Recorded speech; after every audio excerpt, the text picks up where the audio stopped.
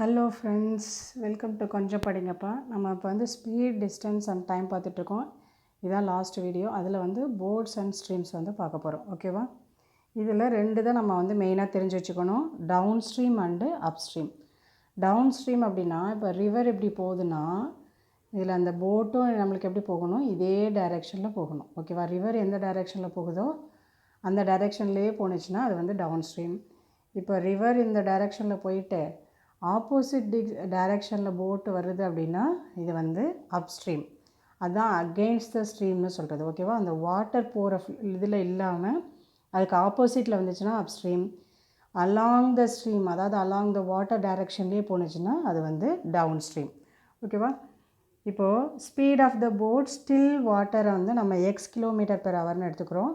Speed of த ஸ்ட்ரீம்னால் அந்த water flow இருக்குல்ல, அதோட ஸ்பீடை வந்து ஒய் கிலோமீட்டர் பெர் ஹவர்னு எடுத்துக்கிறோம். அப்போது speed of the boat in டவுன் ஸ்ட்ரீமில் கேட்டாங்க அப்படின்னா, டவுன் ஸ்ட்ரீமில் அப்படின்னா அதே டைரெக்ஷனில். ஓகேவா?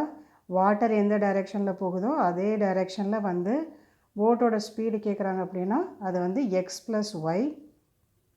Speed of the boat in upstream, அதாவது ஆப்போசிட் டைரெக்ஷனில் கேட்குறாங்கன்னா எக்ஸ் மைனஸ் ஒய் பண்ணிக்கணும். ஓகேவா?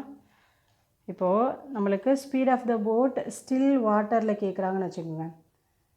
ஸ்டில் வாட்டரில் அப்ஸ்ட்ரீமாக டவுன் ஸ்ட்ரீமாக வச்சு கொடுத்துட்டு கேட்டாங்கன்னா half into down stream plus upstream speed. ஓகேவா? Speed of the stream means water. ஓகேவா? எது வேணால் எடுத்துக்கோங்க. அது வந்து ஹாஃப் into down stream minus upstream. ஓகேவா?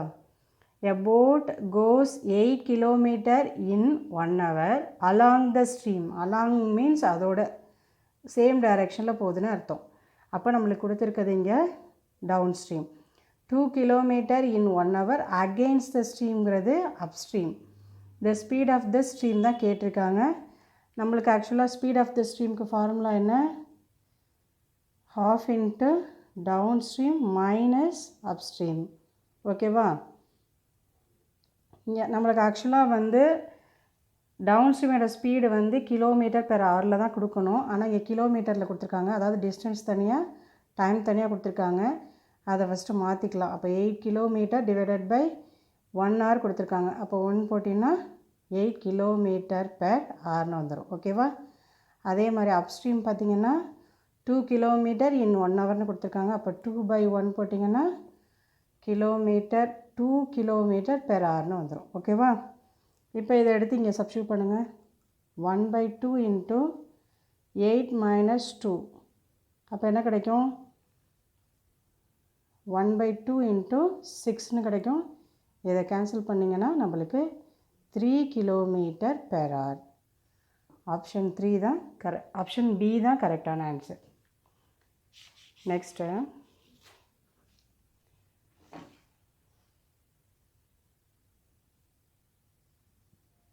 in 1 hour a boat goes 11 kilometer along the stream and 5 kilometer against the stream. ஓகேவா? the speed of the boat still waterனா half into downstream plus upstream.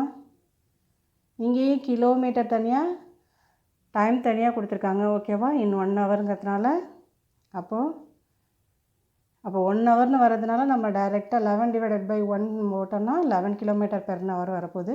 இப்போ 11. அதே மாதிரி 5 டிவைடட் பை 1 போட்டோம்னா 5 kilometre per ஹவர்னு வரப்போகுது. அப்போது என்ன கிடைக்கும் நம்மளுக்கு? Half into 16. அப்போ ஆன்சர் என்ன? இதை கேன்சல் பண்ணிங்கன்னா 2 1s are 2, 8 2s are 16 equal to 8. அப்போ ஆப்ஷன் சி தான் கரெக்டான answer. A man rows 20 kilometer downstream in 1 hour and 40 minutes and 12 kilometer upstream in 1 hour 30 minutes. Find the speed of the man still water and the speed of the water கேட்டிருக்காங்க. ஓகேவா? இப்போ நம்மளுக்கு என்ன கொடுத்துருக்காங்க? Down stream is equal to again 20. அது 1 hourங்கிறதுனால நம்ம டைரெக்டாக வந்து ஈஸியாக இருந்துச்சு நம்மளுக்கு.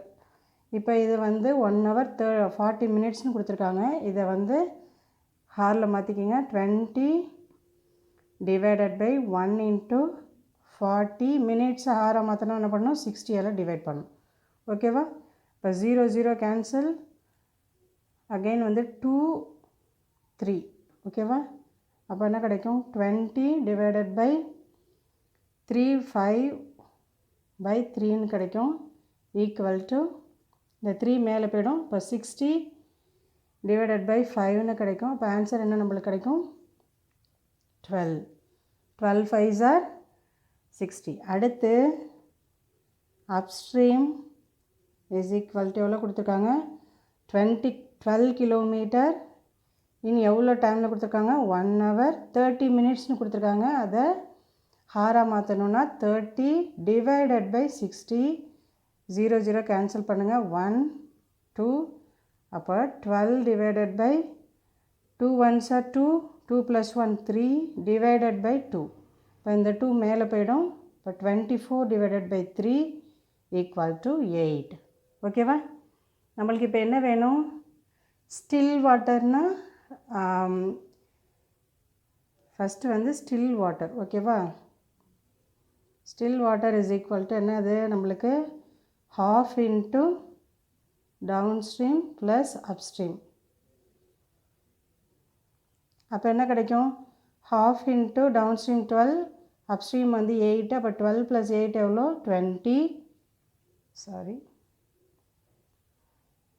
இதை கேன்சல் பண்ணால் நம்மளுக்கு என்ன கிடைக்கும், 2 1s are 2, 10 2s are 20, 10 km/h. அடுத்தது ஸ்பீட் ஆஃப் த வாட்டர் கேட்டிருக்காங்க. அதுக்கு என்ன formula, half into downstream minus upstream. அப்போ 1/2 into downstream வந்து 12 மைனஸ் upstream 8. 12 8 போச்சுன்னா 4. அப்போ இதை கேன்சல் பண்ணால் நம்மளுக்கு என்ன கிடைக்கும், 2 1s are 2, 2 2s are 4. அப்போ 2 km/h. அப்போது 10 km 2 km எங்கே இருக்குது, ஆப்ஷன் பி தான் கரெக்டான ஆன்சர். ஓகே?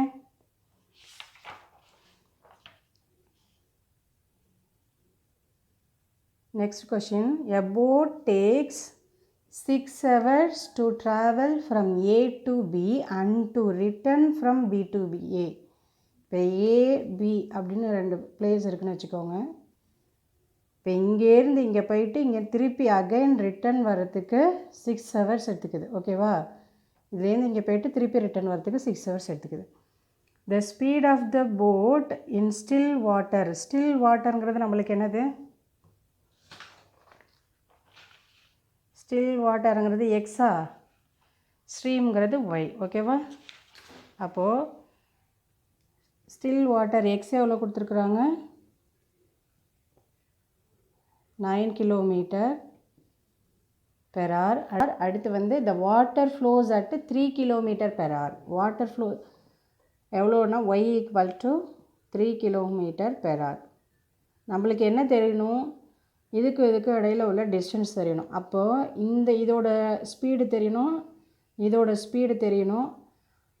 அதுதான் இங்கே வந்து நம்மளுக்கு வந்து XYயாக கொடுத்துருக்காங்க. அதை வந்து டவுன் ஸ்ட்ரீம் அப் ஸ்ட்ரீம் கண்டுபிடிச்சோன்னா இதோட ஸ்பீடு என்ன சொல்லுவோம், நம்ம டவுன் ஸ்ட்ரீம்னு சொல்லுவோமா. அப்போ down stream is equal to x + y. அப்போ 9 + 3 எவ்வளோ, 12. அடுத்து வந்து அப் ஸ்ட்ரீம் இஸ் ஈக்குவல் டு என்ன கிடைக்கும் நம்மளுக்கு, x - y. அப்போது 9 - 3 6ன்னு கிடச்சிரும். ஓகேவா? இப்போ நம்மளுக்கு டவுன் ஸ்ட்ரீம் தெரியும், அப் ஸ்ட்ரீம் தெரியும். இங்கேருந்து இங்கே போயிட்டு வரத்துக்கான டைம் என்ன, ஃபஸ்ட்டு இதுலேருந்து இது போகிறதுக்கு டவுன் ஸ்ட்ரீம் டைம் ப்ளஸ் இங்கேருந்து இங்கே வரத்துக்கு அப் ஸ்ட்ரீம் டைம். இதுதான் வந்து டோட்டல் டைம். ஓகேவா? அதுதான் வந்து நம்மளுக்கு என்ன கொடுத்துருக்காங்க, 6 hours கொடுத்துருக்காங்க. A to B போயிட்டு அகெயின் B to A வரதுக்கு தான் 6 hours கொடுத்துருக்காங்க. இப்போ நம்ம என்ன பண்ணோம், இந்த டோட்டல் டைம் நம்மளுக்கு 6ன்னு தெரிஞ்சிருச்சு. இப்போ வந்து டவுன் ஸ்ட்ரீமோட டைம் என்ன, டைமுக்கு என்ன formula, distance divided by speed.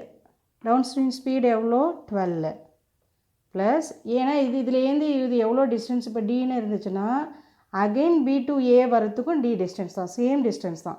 அதனால் டின்னு எடுத்துக்கிறோம். அகெயின் அப்ஸ்ட்ரீம் வரத்துக்கு D/, ஸ்பீடு எவ்வளோ அப்ஸ்ட்ரீமுக்கு 6. இதை வந்து இன் டர்ம்ஸ் ஆஃப் டைமாக வந்து கன்வெர்ட் பண்ணியிருக்கோம். ஓகேவா? இங்கே வந்து டோட்டல் டைம், அதாவது ஏலேருந்து பிக்கு போயிட்டு பிலேருந்து ஏக்கு வரத்துக்கான டைம் தான் 6 ஹவர்ஸ் கொடுத்துருக்காங்க. டைமுக்கு நம்மளுக்கு என்ன ஃபார்முலா தெரியும்? Distance divided by speed. அப்போது டிஸ்டன்ஸ் வந்து இதுலேருந்து இதுக்கும் சேமாக தான் இருக்க போகுது, அதனால் டீனே வச்சுக்கோங்க. டவுன் ஸ்ட்ரீமோட ஸ்பீடு எவ்வளோ? 12. அகெயின் வந்து இதோட டிஸ்டன்ஸும் சேம்ங்கிறதுனால டி. அப்ஸ்ட்ரீமோட ஸ்பீடு எவ்வளோ? 6. ஓகேவா? இதை சப்ஸ்டியூட் பண்ணியாச்சு.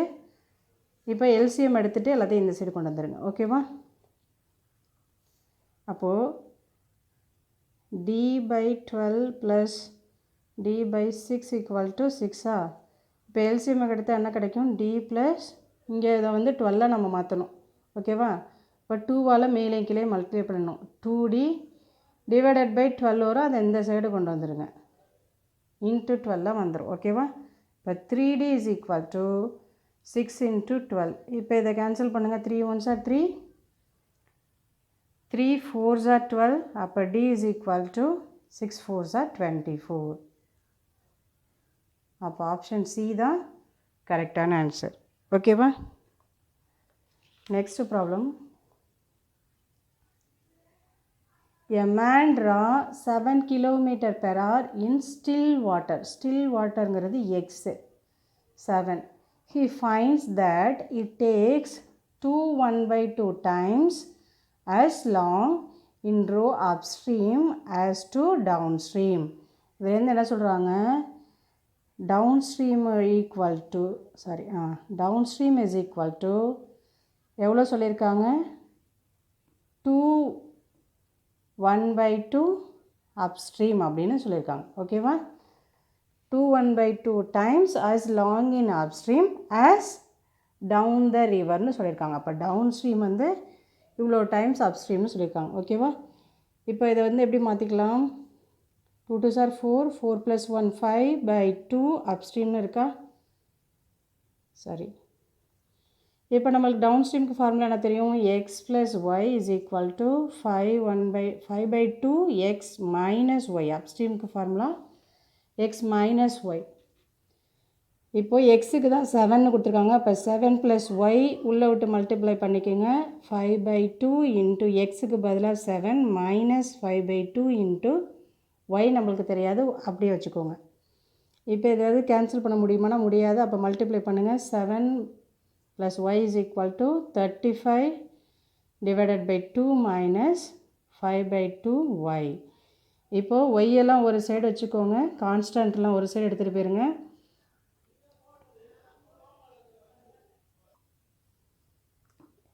இப்போ என்னாகும்?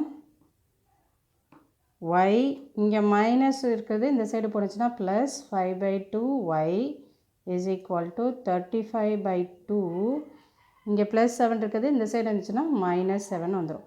இப்போ இது எல்சிஎம் எடுத்திங்கன்னா 2y + 5y / 2 = 35.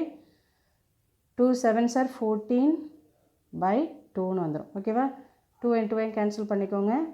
இப்போ இதை ஆட் பண்ணால் என்ன கிடைக்கும்? 7y = 35ல் 14 போச்சுன்னா எவ்வளோ? 1 2 21 கிடைக்கும். ஓகேவா? அப்போ y = 7 1s are 7, 7 3s are 21 = 3 km/h.